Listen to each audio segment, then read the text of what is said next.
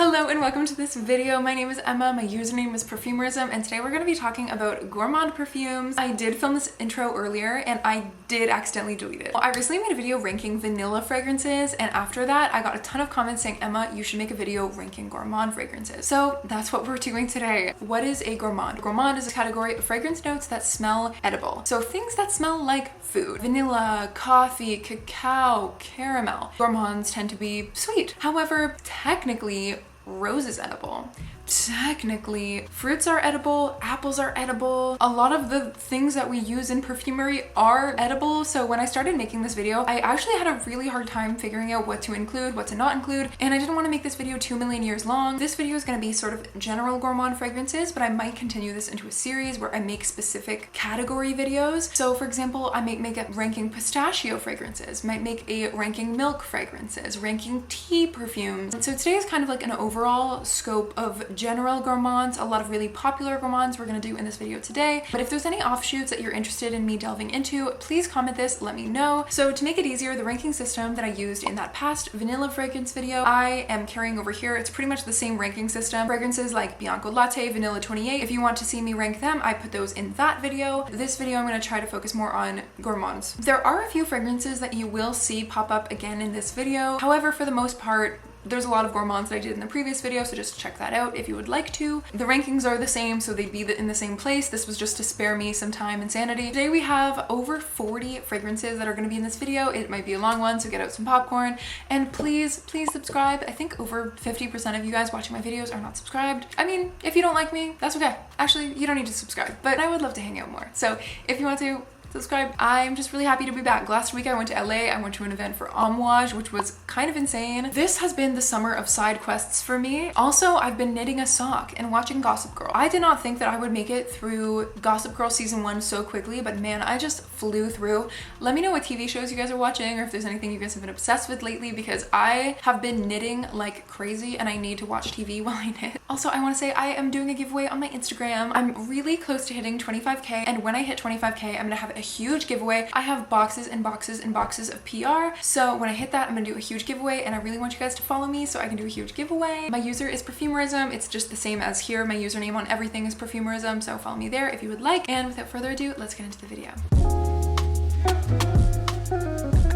So this is my gorgeous little tier ranking list. It's pretty much the same as my vanilla fragrances video. Starting off, the top category is makes my world go round. The second category is banger. And you might think, what's the difference between a banger and something that makes my world go round? A banger is like a 10 out of 10, really good perfume. But the makes my world go round is one that has like a specific personal bias. These perfumes are just as good as one another, but the makes my world go round means I have some kind of like emotional attachment to it. For example, I will get into this, but Tihota, this one is generally new to my collection, and when I ranked it for my vanilla fragrances video, I was like, it's a 10 out of 10, it's a banger, but it was still relatively new that I hadn't like developed an emotional attachment to it, and like it hadn't become an extension of me, you know what I mean? Like there's a difference between like, this is a 10 out of 10, this is literally amazing, and like, this perfume is me. This perfume represents who I am. That is the difference between makes my world go round and banger. The next category is fragrances that I would recommend. Now, these are fragrances that I don't think are 10 out of 10s. For me, I don't think that they're 10 out of 10s. So when I did my vanilla fragrances video, the I would recommend category I put as great story, and I originally had it like great value / great story. And what I meant by that is like, I think that the concept is really good. I think the execution is really good, or like, I think it's really good for the value. So those are ones that I recommend, and I think that they're good on a lot of categories. I wouldn't put them as 10 out of 10s, but back when I worked at Shoppers Drug Mart and I worked in the fragrance, I would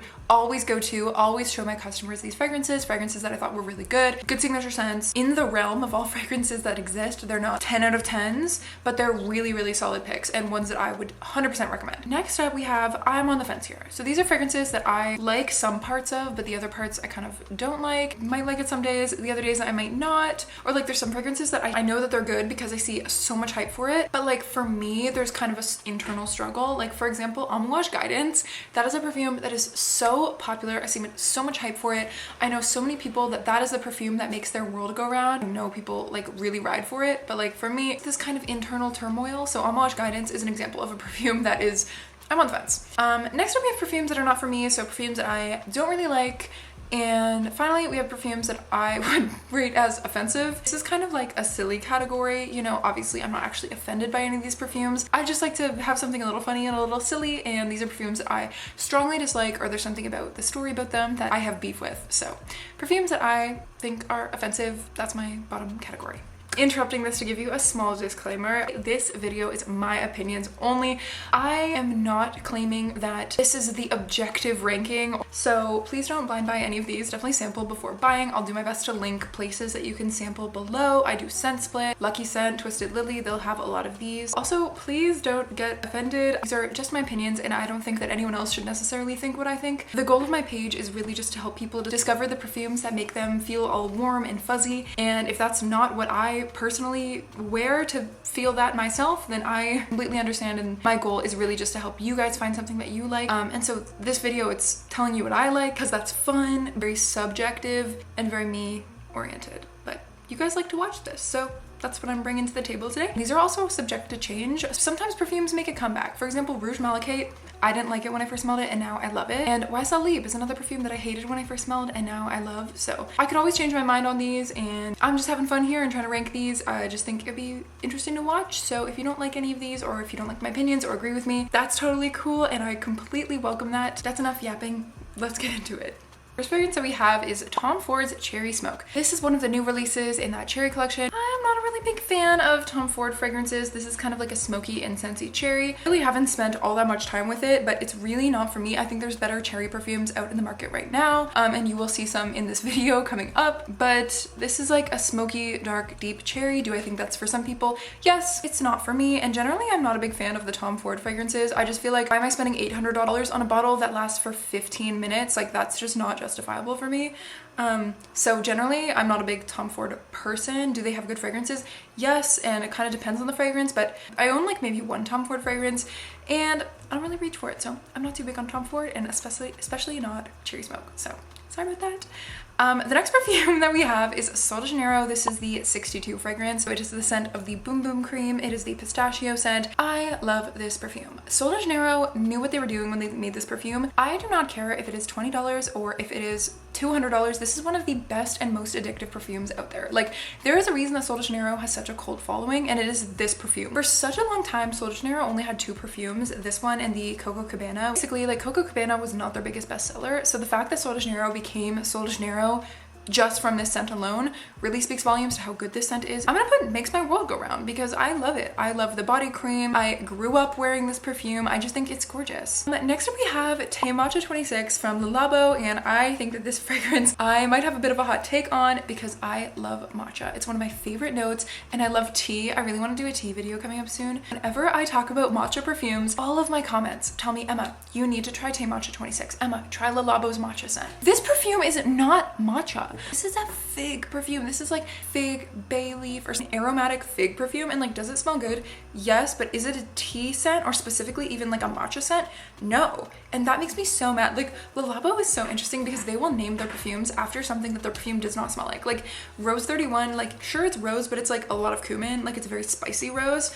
And it's not hate, I like the perfume. It's just, it's not just rose, you know what I mean? And like, what other perfumes? I feel like they have other perfumes that are like named some way and they're not that. So like, this perfume actually like kind of pisses me off because it is not matcha, and it does not smell like matcha perfume, because there are some delicious matcha tea perfumes. This is not one. This does not smell like matcha. Please spray this on, drink a matcha latte, compare them. There is no similarity. I'm sorry if you like this perfume. It's not bad. I don't mind how this smells. It's not a bad perfume or anything, but it is not a matcha perfume, and that pisses me off. And I had to put this in this video to say that because I don't even consider this a gourmand scent, and when I was looking up gourmand fragrances, this was on the list, and I was like, this is not gourmand. Like, it's fig. Fig is a green, fruity note, and like, sure, you can eat fig, but like, things where it's like not really gourmand. I don't know. I don't really consider this a matcha tea perfume, and that is a hill I'll battle on. I can totally see someone thinking differently. I don't think it smells like matcha. So let me know what you guys think. Next up we have Coffee Break from Maison Margiela Replica. They have a new fragrance called Afternoon Delight. I have it. I'm so excited. I think I'm gonna do a video on like new perfume launches coming up soon and talk about it, and their new perfume is really, really good. I should have put it in this list, but it's too late now. Coffee Break is delicious. It's kind of like not the most popular perfume because it's kind of another one of those perfumes where like it's really a lot of lavender, and people are like, why is it lavender? Like, it's milk and coffee and then just so much lavender. but I love it. I really like lavender in fragrances. It's kind of one of those notes that I didn't expect, but kind of really like. Like when I think of notes that I like, I don't think, oh my gosh, lavender is one of my favorites. Like I don't look for lavender, but I really like it in here. It's kind of a nice aromatic note to add to the coffee and the milk, and I think it goes really well. Does it smell like a coffee shop to me? No. Does it smell like coffee really at all? Not really, but I like this, so I'm gonna put it in I would recommend. Next up we have Guava Sorbet from Brandt, which I have right here. This is a perfume that I just think the bottle is so cute with this like frosted pink color. This is definitely on the more expensive side. Also, fun fact, did you guys know that in perfume houses and perfume schools, all the perfumers spray, well, I mean, usually when you're evaluating formulas, you actually dip, and so you use the small end. Oh, I'm not fragrance perfumers, evaluators always spray or dip on the small end to smell fragrances. So that is what I use. Generally, people in perfume houses are dipping into the formula, so that's why they use the small end. So I guess you can technically spray whatever, but anytime I've been around professionals, they always use the narrow end, so that's what I use. This is a nice fruity scent. It's not too sweet, which I kind of like. Like, I guess I maybe expected it to be a little sweeter. Sorbet is usually just so like sweet and sticky. And this reminds me of kind of like a fruity shampoo. It's not, I mean, fruity notes are usually synthetic and they're usually pretty affordable for perfume houses to get fruity notes. So a lot of the time we have these associations between fruity notes and cheap or drugstore kind of products. For example, fruity shampoos usually have fruity notes, soaps usually have fruity notes, and there's been psychological research that if you give a consumer two different versions of the same shampoo or detergent or any kind of soap, I can't remember what it was in the study, but I think it was like a shampoo. Basically, one of them was unscented, or they probably had something with some different scent, and then one of them had a fruity scent. And an overwhelming majority of consumers found that the fruity scent was cleaner or got a better clean than the other counterparts, which is kind of funny. It shows that we have this kind of underlying psychological association between fruity notes and hygiene. Who knows if the chicken came before the egg here, if we put fruity notes in our bath products and therefore we think fruit smells clean. The only fruit that you can actually naturally extract and put into perfume is blackcurrant or cassis, which kind of smells bad as a raw material. I think I've talked about that before. So like I mentioned, a lot of the fruity notes are synthetics, which are pretty easy and like cheap to come by. And I think they're relatively stable as well, so you can put them into a lot of different formulas. So I don't know if that was the case, and then now we have these psychological perceptions of hygiene because we associate fruity notes with soap and shampoo and stuff like that, or if there is some innate natural association or psychological occurrence that causes us to think fruity notes are clean. I do think it's the other way around, but either way, that was a long way to tell you that I think this smells clean, it smells fruity, it smells nice. I don't think it necessarily needs to be $300. I think that's kind of expensive. So I don't know, just because of the price point, I think it's a little too high, so I'm gonna say I'm on the fence here, but the perfume is good. Next up we have the first ever gourmand fragrance, which is Angel by Mugler. This is the first gourmand fragrance. It has chocolate as a main note, as well as pretty much everything else that you could put into a perfume. Thierry Mugler was like, you know what, let's put that in there. And this perfume is one of the strongest, loudest, boldest, most long-lasting fragrances ever. I have met so many people who this is their mother's signature scent. This is their grandmother's signature scent. They have warm and fuzzy feelings with this because they grew up with it. It's their happy pill. On paper, it's super long lasting. It performs really well. You hardly need any and it's gonna last you forever. But I think this perfume is so offensive, and I'm not a big patchouli girly. This perfume does quite frankly offend me, and I was on an airplane next to someone who was wearing this. I completely respect the fact that this perfume is nostalgic and loving for so many people. Completely respect that, completely understand that, but not a big fan of it. Back when I worked as a sales associate, I had a customer come in. She was telling me that back when she worked in an office, this was like COVID at the time, they told her they'd fire her if she came in one more time wearing this perfume. She risked her job for this perfume, and she almost got fired because of this perfume, which is fair because it is loud and strong. She's probably wearing a lot, but it's kind of funny. Next up we have Fraise Fouettée from Le Mont Gourmand, which is pretty much just like a milky Oriana dupe. It smells very similar to Oriana, so I would say I would totally recommend because it's like $20 or something, and this perfume smells like Oriana, which is delicious. It's great. It's kind of like a tart, berry-like, sweet, creamy scent. It's not super creamy. Next up we have Dulce by Rosie Jane, which is a perfume that I talked about in my vanilla series, and this is a dupe for Bianco Latte. And I feel bad because I kind of said I don't like it because I was comparing it to Bianco Latte. Like, for me, Bianco Latte is so much more fleshed out. It's beautiful and perfect and delicious and like whole and expensive smelling than this perfume. But this perfume isn't necessarily marketing itself as a dupe. It's just a perfume that is cheaper, smaller, and has similar-ish notes. And I was saying I don't like it because it's not as good as Bianco Latte. But I wasn't really like talking about it as just a perfume in itself. And as a perfume in itself, if I had never smelled Bianco Latte before, I would think it's a good perfume. It's like a nice vanilla scent. Sure, it has like a bit of a synthetic-y note, but I think that the body care for this would be really nice. Their shower gel formulas are so good. I haven't tried the Dulce one, but I have Rosie. They have the best shower gel. If you want to do anything for yourself, get yourself a by Rosie Jane shower gel. It's so foamy and nice, and it's like a glass packaging. It's pretty fancy. But yeah, I think I gave this, I was a little harsher on this one than I really needed to be because it's not bad. It's just not as good as Bianco Latte by any means, but it is still a really nice, like semi-affordable-ish vanilla perfume. It's fine.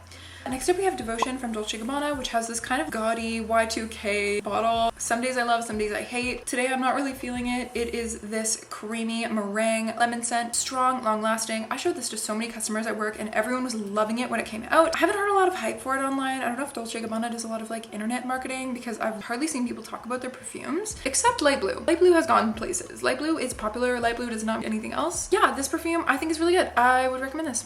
There are a million other candied lemon scents that are just as good. The thing that I think that stands out with this perfume is it's really that candied lemon. Some perfumes like Acro Bake have this natural lemon peel, zesty smell, whereas this one is a candied lemon. Like the lemon note smells a little artificial and candied, like it's a lemon head or something. So that's really what you're getting. You're getting that candy lemon smell. Next up we have, this is Café Chantant from Nobile 1942. This perfume is kind of like a lipsticky iris scent. There's some other interesting notes in here where it's like vanilla-y, a lot of heliotrope in here, powdery, smooth but like a flannel or like a fleece. You know how a fleece is smooth, but it's really powdery, so I would say not for me. I'm not too big on that like powdery kind of lipstick irisy scent. I don't know if it's iris in it or if it's just heliotrope, but either way, those purple flowers that have that powdery scent, that's what I get from that. Next up we have Acro Awake, which is a coffee scent. I remember being intrigued by this brand in like 2021. They obviously came out with Bake last year before, but this is an interesting scent that not a lot of people talk about. A sweet latte. I think if I wanted coffee, I would wear Intense Cafe by Montal, which is not at all what this is going for, but it does have that coffee in the opening. This one is just coffee, and I don't think that's really something I feel like wearing. Do I love this? Like when I spray this and I smell it, it's delicious. Like this smells amazing, but not really something I want to wear. Right, next we have Ylop from Soradora, which does these intense French gourmand perfumes, and I'm wearing Ylop right now. This is a brand new perfume. It came out in July, and this is a sweet tea and sesame fragrance. It's a very interesting breakdown. I really like the opening of this, but I'm not as big a fan of the dry down. The opening has this really, it's just something I've never really smelled before. It's this like slightly sweet, but tea, which is gourmand, but it's not particularly sweet, and then sesame, which is also kind of a savory note. And the sesame has that nutty kind of undertone, like a black sesame. But I don't really love this on my skin chemistry. I think this is really cool in theory. It's a unique fragrance in my collection. I'd say like either not for me or I'm on the fence. You know what, I'm just gonna put not for me. It's really expensive and I should love it by now. The next fragrance that we have is called Santal Basmati from Affinescence Parents. This is sandalwood with a basmati rice. I love rice. I think it is such a fun note in perfumery. It adds a powderiness, but without being iris or orris, you know? It's kind of this like starchy powdery note, but you can actually extract rice in perfumes. So each perfumer who makes a rice accord, they have to go to the drawing boards and think, what notes that exist in the world can I combine to make a scent that smells like rice? And that's not necessarily the easiest thing to do. I remember talking to a perfumer once and I said, I really like rice notes. And she was like, oh, I wonder how you would do that. And she didn't know how to do that. So I just think it's points for creativity. I think it's really cool. This is like a super great sandalwood rice scent, and I definitely would recommend it. Is it my favorite scent in the world? No. It's one of the perfumes that I really, really like as like a sample from Lucky Scent. Would I buy a full bottle of it? No, I don't particularly need a full bottle of it, but I think it smells really good and I like to smell it. I think it's really cool. This is so funny where we're at right now. We have all of these super expensive niche perfumes And then they're all down here, and then we have Sol de Janeiro up top. And that's what I mean by this video with my disclaimer of, you know, I'm not necessarily going by the most expensive or like well-crafted perfumes. They're just kind of ranked by what I want to wear. So next up we have Love Don't Be Shy by Kilian. I think that this one is like gourmand. I guess like I feel like other people think it's more gourmand than I do. Like, is it sweet? Yes. Is there a marshmallow note? Yes. But this is a floral perfume for me. Like, this perfume is orange blossom with kind of like a white background. Like, you know those like girls on YouTube that have like really pretty backgrounds? Like, one YouTuber that I love is Jany Antoinette. I just love her videos. Like, I'm obsessed with her. She's so cool. Her videos are so aesthetic. I recently watched her Yara candy review, which you should go watch. And she had like her background lit up all pink. Her makeup looks so good. She's like, I was obsessed. I wish I could make my videos and like edit my videos like her, because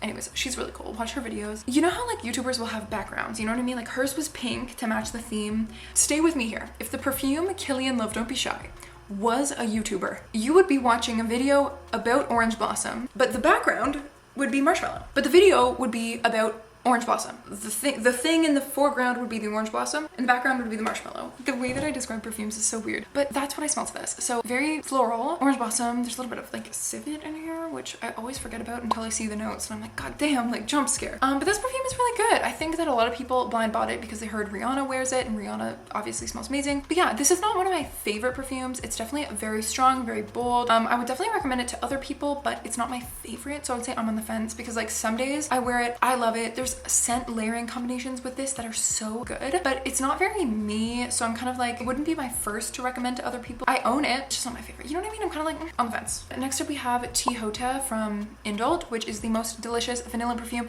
This is beast mode. This is long lasting. It is sweet and vanilla-y and perfect. I wore this to the gym last night. My scent cloud from like 2 sprays was abominable. I was smelling real strong last night with like 2 sprays. This perfume is crazy, delicious, amazing. I put it in banger last time, but it definitely makes my world go round, okay? Me and this perfume, we're here, okay? We're here. Oh, there's also that new Bulgari perfume, which is like this, but a little more raw. That one's really good. I forgot to put it in this video. Next up we have the new Tom Ford's Vanilla, name that I can't say on YouTube. I'm just gonna put in not for me.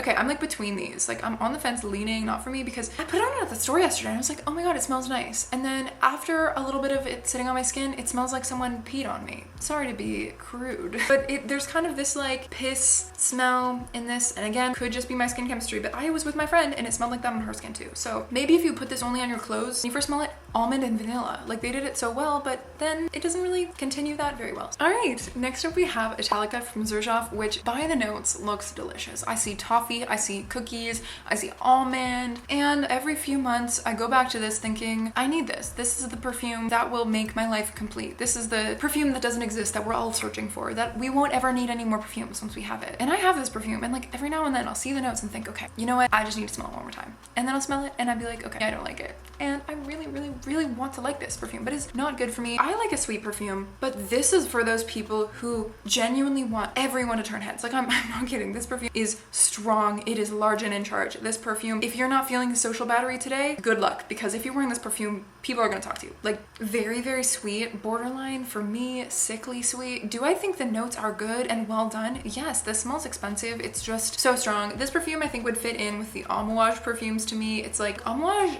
is a little more tasteful and very perfumery, very like mixed and blended. This is very, you know, straight eye on some marzipan cookie, vanilla, almond, toffee cookie, caramel, very sweet. This is like the smell of a cookie butter. Is that smells good? Yeah, it's just way too much for me. So for me, this perfume is not for me, but I could see it being for someone else. Next up we have a fragrance called La Danza della Libellule. Sorry girl, I can't really speak Italian. I'm not very good at that. But this perfume is kind of supposed to smell like a candied apple. Not too sweet. The apple is really nice. It's just kind of fruity and sweet. I think it's an interesting take on a gourmand fragrance. It's not just vanilla and caramel, you know what I mean? It's apple and it's a candied apple scent. I thought this was so beautiful and romantic thinking of it, but on my skin it wasn't my favorite, so I think I maybe would recommend it to other people because I don't dislike it. It's just not very me, you know? Apple isn't my favorite. For me, I guess I'm on the fence because it's not, but it's one that I want to like. Like, every time I go to a store and I see this, I go and smell it and I don't even dislike it. It just doesn't feel like me, so that's kind of how I feel. Next up we have La Belle from Jean Paul Gaultier, which is one of the classic designer gourmand Gourmand Perfumes. This is vanilla and pear, and this perfume, holy moly, it can project. It can last. Back when I worked at a fragrance store, right when you went to the store, you have to walk by the perfume section. One time we were giving away samples of Belle, and there was a man that came back in. He said, this sample, I don't know what it is, but you gave it to my wife, or someone gave it to my wife, and I am buying this for her because it smells so incredible. And then I think I kept the bottle out, and then after that, because I had like sprayed it more, then people were coming in and being like, what is this? And then I think I sold 4 to 7 bottles of Belle that day just from having it out and like having it sprayed, because it was so strong. I didn't even like really spray it for these people. It was just, I sprayed it like one time for that first guy, and then it stayed in the air, and then other people would walk in and be like, what is that? Show it to me. Show me to me, Rachel. And then everyone got it. So this perfume really has that impression. So is it a banger? It's not really an Emma perfume. I'm not that bold. You know, this is that super strong sweet scent. I love it. I think it's really good, but it's not very me. So I'm kind of like between banger and I would recommend. I guess maybe banger, because I don't know. It was one of my go-tos to show people at work because they loved it, and every time I'm out in public and I smell it on people, it always makes me happy because it's so specific. And now I can already hear the comments because there is a version of this called La Belle Le Parfum that's really popular, and I hear it's good. However, La Belle Le Parfum does not exist in Canada. La Belle Le Parfum I can't speak on, but I can speak on this. It's really good. Next up we have Miel Bébé, which is this kind of honey scent from Gourmand, and I really don't like this perfume. I've seen it recommended a lot, and it smells really bad on my skin chemistry, and I kind of wasted money on it. Sure, was it $20? But you know, I could have got sushi. That one I think not my favorite. I'm just gonna put it in offensive because I didn't really like it, or maybe not for me. I'm gonna do offensive. Next up we have a fragrance called Brioche by Anatole Le Breton. I got this perfume when I was looking through butter notes. I wanted to smell like butter and bread, and this perfume had butter and bread. However, if you look closely at the bottom of the notes, there is hay, and it's huge, which if you are not familiar with Fragrantica, anytime that you see the fragrance notes breakdown, people are voting on what they smell the most. So if you see a note, but it's really, really small, that means you're not gonna smell it. The bigger the note is, the more prevalent the fragrance is. But I was in denial. You could not get me to look down at that hay when I saw the butter and the bread on top. My eyes were up there. I could not see the hay. However, my nose, this perfume is a baguette on a haystack. Who thinks of that? How did you think of that? Sure. Is it interesting? Yes. I'm glad I only bought a 2 ml sample. This is not blind buy safe. Please don't blind buy. It's interesting to smell. Kind of one of those scents where I'm like, I need to drink water after smelling this. I feel like it's drying out my throat. You know how like eating bread, it just drinks everything up. All the liquid it like absorbs. Like I feel like somehow it's drying me out smelling this. I'm gonna say not for me, maybe offensive. Not for me. It's not like offensive. It's just not for me. I respect you. It's just not my thing. Next perfume is another one that I really, really like. This is a gourmand scent called Jany, and I'm wearing this right now. This perfume is so pretty. It is a puffed pastry. This is apple. It's baked. It's warm. It's toasty. It's delicious, and it's so sweet. This perfume is a really, really, really incredible sweet. It is an absolute banger. It is so fun and so delicious. Very, very sweet. I don't wear this very much because she packs a punch. This is very sweet and very strong, but it's so pretty, and it kind of has this like nostalgic smell. I mean, if you've ever had anyone in your family cook anything with apples in it, this is gonna smell nostalgic to you, with like a slightly more synthetic version of walking into the kitchen and there's an apple pie cooking. Next up we have Cruz Del Sur II from Xerjoff, and this perfume is a really interesting mango-y, milky fragrance with a slightly green note in the opening. I think this perfume is so interesting. I would definitely recommend it. I've heard some people not like it. Sometimes milk notes can go a little funny on skin, but I've been wearing this perfume all day and I think it's nice. It's just kind of like a really nice, interesting, tropical, fruity scent that's not floral. I don't know, it's just a really interesting scent. Like I feel like if you were to make like a guava milk and like lather it on you, that's what it would smell like. I just think it's so fun and cool and fruity. So I would definitely recommend this. Is it a banger? Maybe. I'm being really stingy with these. Like why am I like not ranking these high? Anyways, the next perfume that we have is called Pear Gelato from Theodoros Kalatonis. Sorry, I don't know if I'm saying that right. But this is a perfume that I feel like I bought this sample from Lucky Scent and I don't need any more. Generally, my favorite way to buy fragrance samples is from Scent Split, and I always buy the 2 ml because if you get a 1 ml sample, it is this annoying dabber that you have to pull out and you spill it on yourself and you can't really put it on. But Scent Split, if you buy the 2 ml, it's a little more expensive, but if you buy the 2 ml, then you get an atomizer. To me, that is so much more worth it because you can actually experience the perfumes. But I digress. All I need is 1 to 2 milliliters of this. This is a perfume that I think smells really good. When I first smelled this, I was like, wow, it really had that wow factor for me, because this is sweet pear gelato and it almost has a banana-y scent. Like, I don't know, it's just kind of fun and very, very sweet, a little juvenile, but to me it really smells like a banana. I think it's so pretty. I would recommend sampling it. It's not my favorite perfume in the world. I might put it, I'm on the fence, because it's very, very, very sweet, sugary. I don't really know if there's a world that I would buy a full size of it, especially considering the price. Actually, I don't know what the price is. I'm just assuming it's like $200. I love having it and smelling it. Like, when I smell this perfume, it makes me happy. Love the smell. However, it's so sweet that I feel like it's just not something I would necessarily wear the full size. So that's how I feel about it. Next up we have Escapade Gourmande from Maison Mataha. This perfume is vanilla with a kind of like burnt sugar note. I loved this perfume until I smelled Bianco Latte, and then after I smelled Bianco Latte, I was like, okay, that's like similar to this but better. This perfume really has, it's like vanilla-y, but it has this kind of burnt cane sugar smell. You would think it's vanilla because, I mean, it is vanilla, but it really smells like sugar. There's a slight plasticky note. I think it smells good, but I'm kind of on the fence because I know a lot of people don't really like it. I know a lot of people blind bought this. I think it's good. I think it would be really nice layering vanilla-y scent, but I just think there's other perfumes that are better. For example, Bianco Latte. Next up we have another fragrance from Theodoros Kalatinis, which is the Creme Brûlée scent. You know when you're making cookies and first you mix butter and sugar? That's what this perfume smells like to me. It's sugared butter. Kind of a slight like acidic-y popcorn tinge. Yeah, it's not really for me. That's not really for me. If it's Cirque du Soleil, love me a buttered popcorn. If it's this, I've smelled better. And next up we have the new Fleur Caramel Skin. I'm planning on doing a video ranking the Fleur fragrances. And if I don't do that video next week, I will do a video ranking new perfumes. So either way, I will talk about the new Fleur body sprays, but the Caramel Skin is, it's not bad. I definitely see what they're doing. It's like a really milky caramel scent, like very milky, lactonic. Think of when you spray vanilla milk from Ellis Brooklyn, how it has that like really milky caramel scent. It's okay. I'm on the fence. It's like a nice caramel scent. It's not my favorite in the world. It's not horrible.